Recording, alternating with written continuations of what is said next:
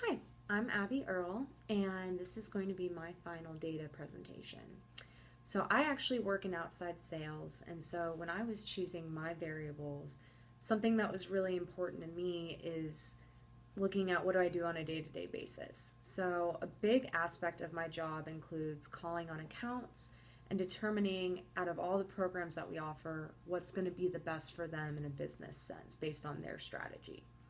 So my first variable is promotional allowance, which is the amount of funding that we actually provide accounts based on the programs that they elect.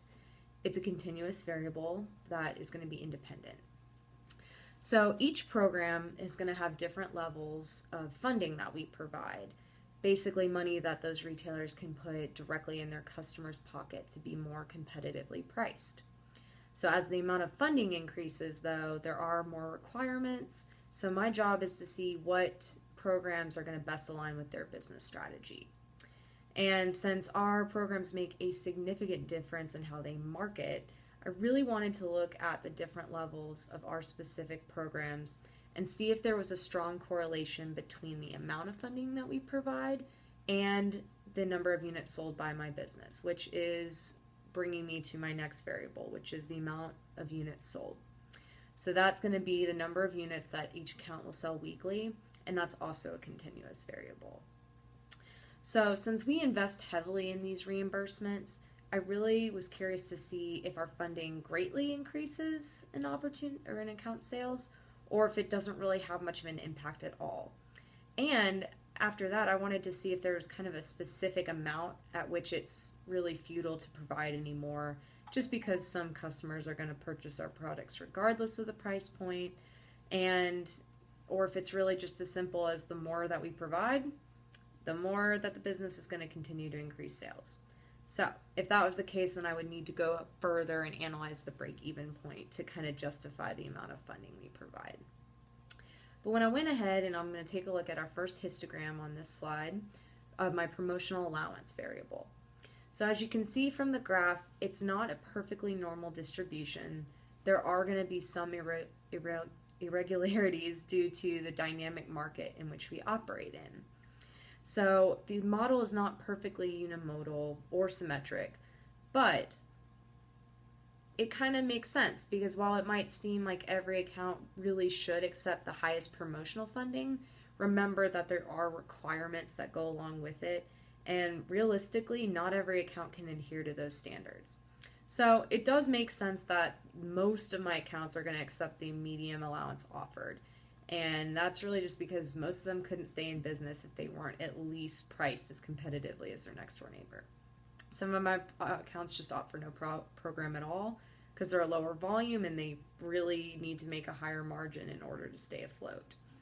And then on the other side of the spectrum, you have your high volume accounts that already have competitive pricing. And so our highest level of funding really adheres and molds to their structure. So I also looked to see, and I saw there weren't any major outliers. The mean is about $1.15, and with a standard deviation of 0.95. The minimum is $0, and the maximum is $3 that we provide.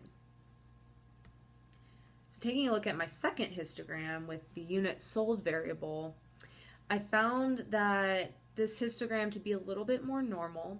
It's not a perfect bell curve, but it does have a few outliers to that. Those outliers could be due to a number of reasons. One of the higher volume accounts, even if they're in a same location as an account larger, they just might not be able to sell as much just because people have an association with a store next door and they like it. There might be other offerings that they have that just kind of takes away from their business as well. But from this histogram, I can gather that the mode of units sold is about 75 to 76 units a week, and that pretty much corresponds with my previous histogram based on the program that they're on. So then I went ahead, and because there were a few outliers, most commonly in the higher volume range, I went ahead and ran the diagnostics to see if it would be really different without them. And there really wasn't much variation, so I don't think that that is any cause for concern and not really necessary to drop that data. But here you see the mean is about 82 units per week with a standard deviation about 60. So some of my hypothesis was my null is that there is no relationship between the amount of funding that we provide and the units per week that we sell. And then my alternative, of course, is that there is a positive relationship between the different levels of promotional allowance we provide and the units per week we sell. So as the promotional allowance increases, so it seems that the units per week sold would increase. Then I looked at correlation, which is going to be the most appropriate model to measure just because I'm looking at two continuous variables. And what I saw is there's a really strong positively linear relationship between the promotional allowance and the units sold. So it stands to reason that the more funding we provide, the more units an account will sell. The gap that you see on that scatter plot is just because we don't offer any promotional allowance between $1.25 and $3. But it is still a continuously upward relationship. So then I went ahead and I saw that the correlation coefficient was 0.991 or 21. Very, very strong positive relationship. And then with 100 observations, 100 accounts, I went ahead and ran the diagnostic tests in VARSTAT, and I found that the correlation value happening by chance alone would be 0.00000, basically 0 or 6 zeros 1, or a 0.00001% chance of that occurring just by chance alone.